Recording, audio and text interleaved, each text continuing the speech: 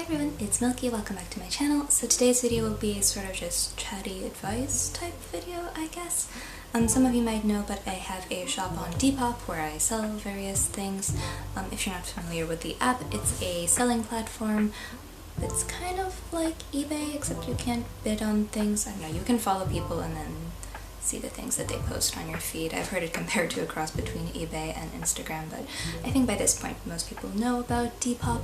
I've had my shop for about 4 years now, and someone asked me if I could give any advice on selling things on there and getting good ratings. I have like over 300 5-star reviews, so I think I kind of know what I'm doing, maybe a bit. Yeah, and I guess let's just go right into it. I have this broken up into several categories. The first is where to get items, the second is how to list, and then other various advice that I can give that I couldn't think of a category for. So let's dive right in. I hope this will be helpful to you who might be wanting to start your own shop or sell your own things, and yeah. So the first section that I'll be talking about is where to get items. The first and easiest way is to look in your own wardrobe. Everyone has tons of clothes and things that they don't really wear. That's where I get a lot of the things that I sell. I don't know, I look through and I think that I wonder if I'm going to wear something or not, and if I like wearing it. If not, then I sell it because there's no sense in keeping an overly crowded closet. My next suggestion is to look at secondhand and thrift shops. Thrift shops often have a lot of cute things that you can either upcycle to make more cutesy, or just in general find and sell, I don't know, vintage peignoirs and stuff like that.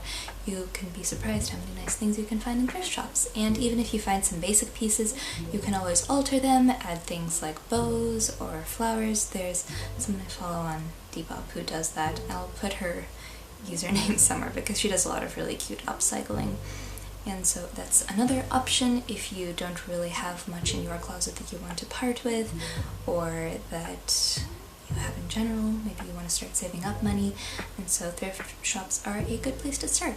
Another place I suggest looking is secondhand Japanese shops. This takes a bit more time and I guess experience with shopping from Japanese shops like Frill or Mercari. You'll need shopping services and whatnot unless you live in Japan, of course. On there usually you can find things for really good prices and then make a bit of a profit when you sell. I've done that a few times. I don't consider it that bad of a thing if I'm telling the truth, but you can usually find things for really cheap. Like once on Yahoo Auctions Japan, I got a lot of 3 dresses for like $10, and then I sold 2 of them for a reasonable price, and then I kept the 3rd one because I liked the 3rd one. So yeah, just take a look around, look at auctions on Yahoo Auctions Japan. You can usually find things for pretty cheap there as well, and then resell them for a more reasonable value. But like, don't do over-the-top prices and stuff, because nobody likes seeing items that are listed for a ton of money and no one's gonna buy them if it's a bit of a scalp. And then my last suggestion is to make items. This is probably a good idea only if you actually have experience making things, but whether it's something like jewelry or clothes or accessories, I'm sure you could find a way. When I first opened up my Etsy shop, I sold a lot of chokers. Those are pretty easy to make, and you can find a lot of materials at a local craft store like Joann's, which we have here in the US. So if you like making things, maybe use that as a platform for selling your things. So my next category is about listing items. The first tip is to have good photos, because if your photos are taken in bad lighting with a bad camera, 1, the lighting will be bad and won't accurately represent the colors of the item, and 2, it's not going to look good and people aren't going to look at your item if it's in bad lighting and you can't even tell what it is. Ideally, if it's something like an old Japanese brand piece, try and see if you can find stock photos, because those are usually well done and well representative of your actual item that you're selling. So even if your own photos aren't ideal quality, then the stock photo will sort of give a good image of what the actual item is and will, I don't know, draw people to the listing so they can then see your actual item that you're selling. Next tip is kind of probably an obvious one, but I don't know, I just thought I'd put it in, but like, wash things before you send them out, and look to see if there are any stains or tears or other sort of defects in the item before you post it. Be careful with this because it's really unpleasant when you buy something from someone and it has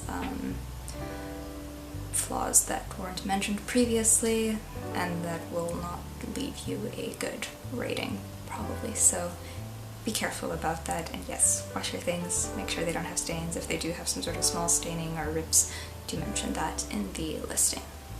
Also, when listing, you want to use tags that are relevant to your item, obviously. I don't know, usually when I list items from Japanese brands, I also tag similar brands, so that when people are looking for, I don't know, Encre Rouge, and then they see a similar Liz Lisa piece pop up, then they'll be like, oh, okay, that's cute too.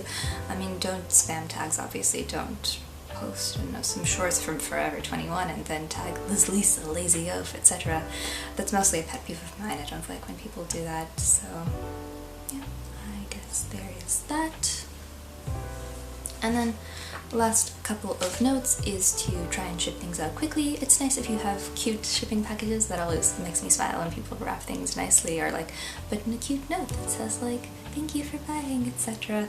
It's kind of a pointless gesture, but I think it's sweet and I try to do that as well. But yeah, ship things out quickly. If there are delays in shipping, do let the person know. I think it's really important to be a communicative seller.